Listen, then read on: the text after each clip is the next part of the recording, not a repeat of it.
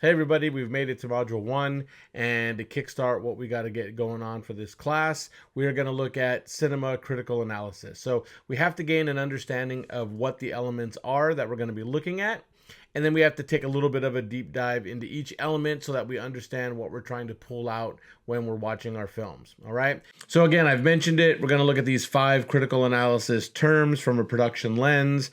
Narrative is our first one up. You notice how it says director slash writer. For the course that we're in right now, the scope and the depth at which we can get into it, we can't really dive into where the directing starts, or excuse me, where the writing starts and where the directing takes over.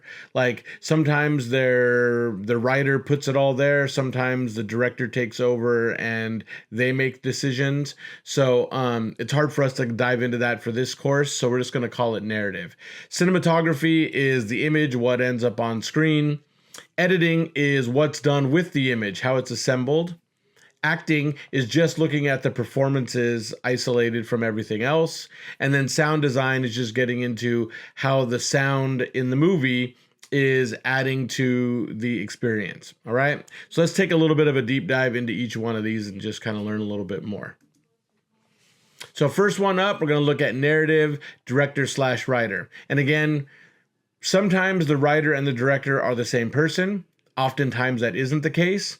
So again, for this course, it's going to be hard for us to differentiate where the writing ended and the directing started and where the overlap came. So we're just going to look at it as one whole thing. First thing I want you to look at is, what genre are we watching, right? Is this a romantic comedy? Is this a thriller? Is this a drama? Is it a comedy? Whatever it is. You should be able to identify what the genre is pretty early on, and there should be some indicators when it comes to how the lighting and the performance style and maybe the music. Those will all be things that kind of help you lead towards the genre. The theme. So usually films have kind of an underlying message in them, okay? And that's where we find the theme. And oftentimes, the character, or our lead character, who we also call a protagonist, who we also call a central character, starts in a position of an anti-theme. Like they believe the opposite of where we want them to end up at the end of the movie, right? So let's take a movie like Up. All right, hopefully people have seen Up. It's an example I use all the time. At the beginning of the film, Carl believes that living a solitary life, honoring his wife by maintaining his house and kind of having a shrine to her and just staying in the place that he built with her, is what's important in life. Okay.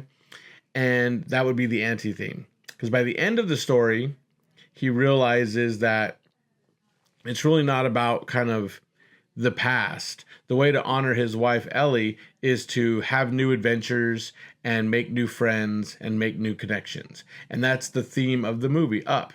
It's about finding connections, living a new adventure, finding new adventures, and living your life to the fullest. Okay?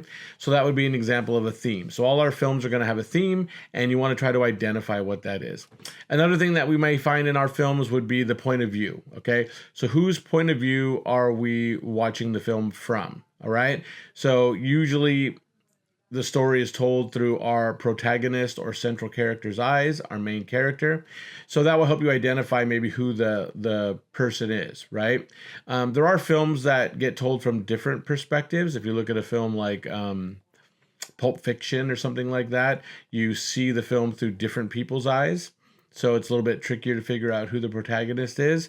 And, you know, when you see ensemble casts or big casts, sometimes that might be a little tricky. But we're trying to figure out whose point of view are we paying attention to as we watch the film. So story structure would be another element of narrative, director, writer, that we want to kind of understand. So for this class, we want to understand whether or not we're watching a traditional structure or an untraditional or experimental structure in the film.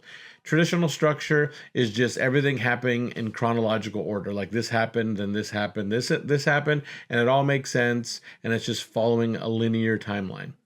An experimental or untraditional structure would be something like a Pulp Fiction, where we're actually bouncing around in time and seeing events in different time frames, where it's really hard to figure out what the linear path is through the movie, but ultimately it tells us the story that they want to tell. Another way that you see this probably more often is when you see a film that uses flashbacks or flash forwards, right? If we're flashing back, that is gonna, take us out of a traditional timeline, and then we bounce back into current time or the present. So that would be examples of experimental. And so we want to look at that and kind of examine how that affected our viewing experience. Was it done well? Was it not done well? Why was it confusing, or why was it really intriguing to see a film this way? All right. So those are some things to look at when it comes to structure. Plot versus story. Okay. The plot is what we see on the screen, and the story is everything that happens to get us from the beginning of the movie to the end of the movie. There are things that we do not see, and sometimes we find out that they were done later on, and it becomes kind of a twist in the movie, let's say. Sometimes the filmmaker just doesn't show us a piece of the story because it's just not interesting, or it doesn't move the plot forward. Again, I'm going to use the film Up, hoping that many of you have seen it. If you go to the end of the film Up, okay, Carl, our protagonist, he has a final confrontation with this guy named Muntz, who's trying to kill him. And ultimately, Carl wins the day, and he saves everybody, and Muntz kind of falls to his death. All right. When that happens, they are in, I think it's South America. They're at Paradise Falls. Okay. And then the next thing you see is we are in a pinning or badge ceremony for the kid who is getting pinned. That's where we pick up the story. And we find out that Carl actually shows up for him and pins him with a grape soda bottle top. Okay. So if you haven't seen the movie, fantastic movie. Okay. Well, they had to get themselves home from South America to end up in this pinning ceremony. Okay. Well, that's part of the story, but it isn't the part of the story that the filmmakers decided to show us, because it wasn't that important. We don't need to know how they actually got home, what their path was. We saw their adventure to Paradise Falls. We didn't need to understand how they got back. Okay. So the plot is that Carl saves the day, and then we see them back home in the big city, and Carl shows up to pin the new, I don't know what they're calling it, Eagle Scout, Boy Scout, whatever it is in the story. Okay. That's the plot. And the whole story does include the travel to the place. So I'm hoping that makes sense. There again, when you watch your movie, you'll see that there are things that they don't show you, and then maybe you find out they happened later on. Or sometimes they just don't show you things because it's understood how it actually happened, right? We understand that somebody drove from point A to point B, so we didn't show you the drive. It's understood that that's how they got there, all right? So let me know if you have questions on that. I apologize for kind of rambling on there. Cinematography is the next one, all right? So what elements are in the frame? So everything that ends up on screen in a movie is extremely intentional. So whatever you're seeing in the frame is moving the story forward, all right? So you want to pay attention to all the different elements. If they're showing us a detail shot of something, that something, whatever it is probably important. Is there camera movement? Okay. Camera movement is not just done kind of with no meaning behind it. If we're pushing in on someone, there's a reason why we're pushing in. If we are pulling away from something, there's a reason why we're pulling away from something, okay? It usually evokes an emotion of some sort, right? When we push in, things are getting pretty intense, right? Sometimes that pull away is like we're getting further away or we're losing something. Sometimes we're moving with things and we're tracking alongside something, and that is to show you a piece of the action that you wouldn't necessarily get. Like we're trying to show you the speed of the scenario. If we put you inside the car, then seeing the speed isn't isn't felt as much as if we're outside the car and we're seeing how fast it's going, right? So think about things like that, all right? Is the camera objective or subjective? So are we on the outside looking in, or are we inside the action and part of the scenario? Like, are we like in the point of view of like we're sitting right next to these people listening to them have this conversation, or are we peering at them from a distance? Sometimes that's important to the storyline as to what's going on. So pay attention to how the storyteller, the filmmaker, is telling the story. Are we observing the story, or are we inside the story trying to experience it with them? And where is the camera and why did they put it there? That's a question, okay? So this is something you have to ask yourself as you sit here and you watch your film. Now, every single shot, you're not going to sit there and be like, okay, where is the camera and why did they put it there? Sometimes it's just there so that we can hear these people have a conversation and they decided to put it in a certain spot so we could hear it. Sometimes the shots have meaning and depth to them and they're trying to kind of, foreshadow something or show us something in a different light. So we, reveal something about a character or whatnot. So you're going to see interesting shots in a film. And we want you to kind of think about, okay, why did they do that? What was the reasoning behind that? Okay. Yeah. So if you have any questions about that kind of stuff as you watch your movie, please, again, don't hesitate to reach out to me. When we're talking about editing is often considered it's almost like the last opportunity to rewrite your story.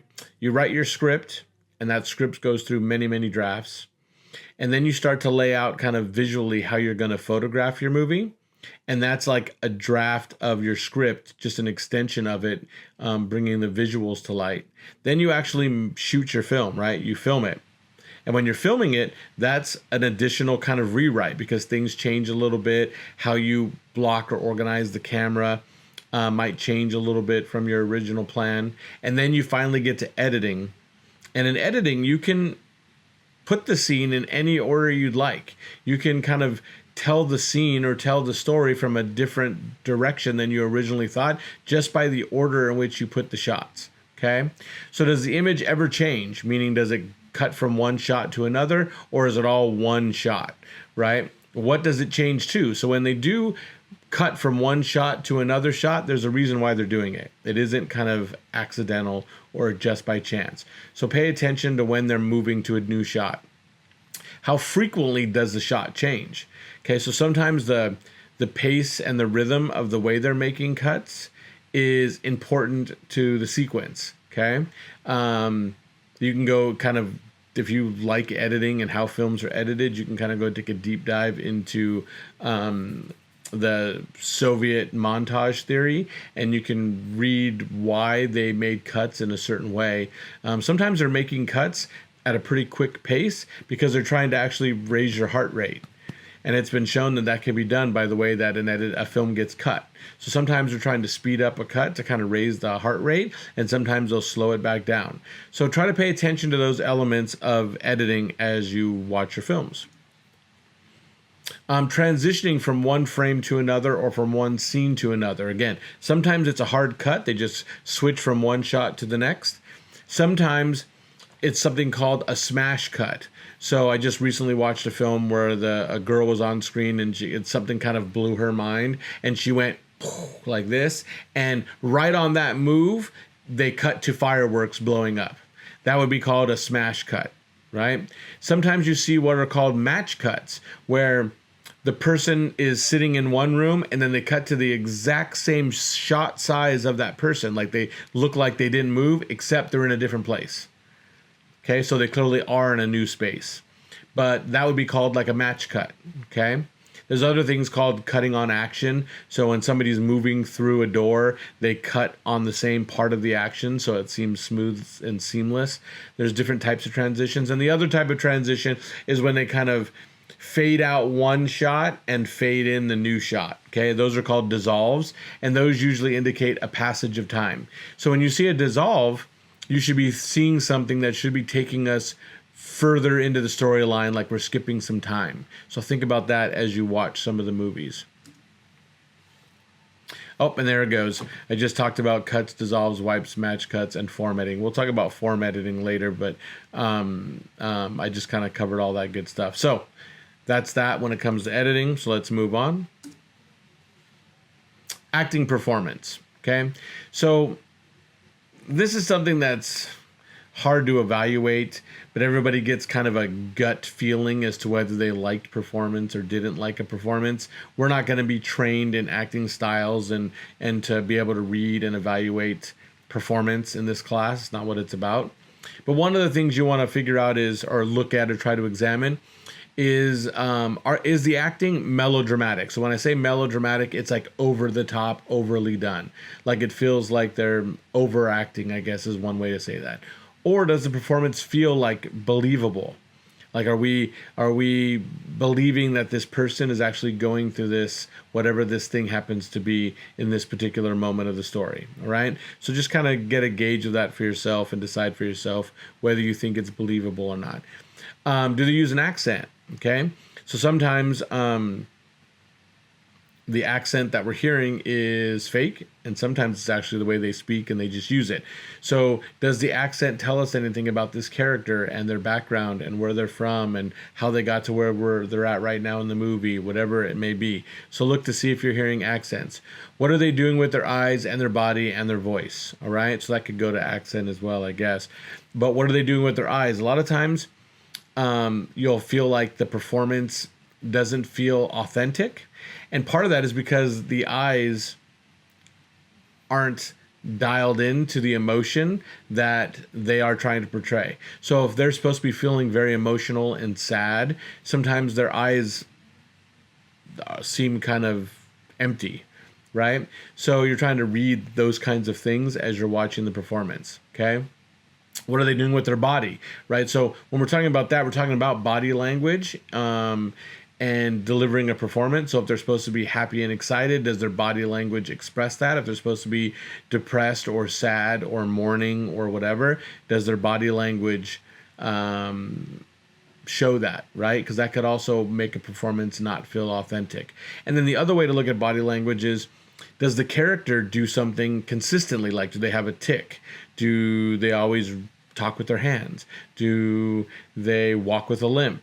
Do whatever. It could be just that's a piece of characterization that they're trying to embody in that person.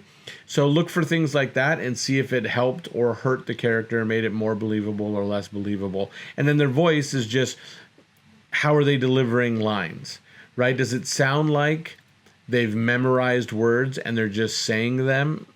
Or does it feel like these are authentic thoughts and feelings that they're conveying through what they're saying, right? That's what we're trying to get to.